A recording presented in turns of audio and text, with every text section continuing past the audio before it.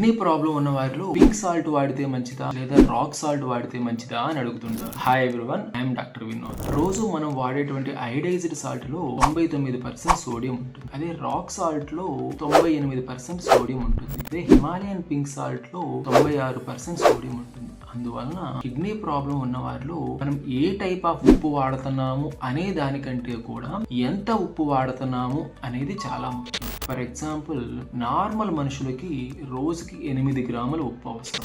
అదే kidney problem ఉన్న వారికి గైడ్ లైన్స్ ప్రకారం రోజుకి 4 గ్రాములు అంటే 1 టీ స్పూన్ మందం అవసరం. ఇన్ఫాక్ట్ ఈ రాక్ సాల్ట్ లో, హిమాలయన్ పింక్ సాల్ట్ లో పొటాషియం కంటెంట్ కొంచెం ఎక్కువగా ఉంటుంది. అందువల్ల కిడ్నీ ప్రాబ్లం ఉన్నవారు కనుక వీటిని వాడినట్లయితే థియరిటికల్ గా పొటాషియం లెవెల్ కొంచెం పెరిగి గుండె మీద ఒత్తిడి పడవచ్చు. అందువలన కిడ్నీ ప్రాబ్లం ఉన్నవారు మనం రోజు వాడేటువంటి అయోడైజ్డ్ సాల్ట్ రోజుకి 4 గ్రాములు వాడటం మంచిది.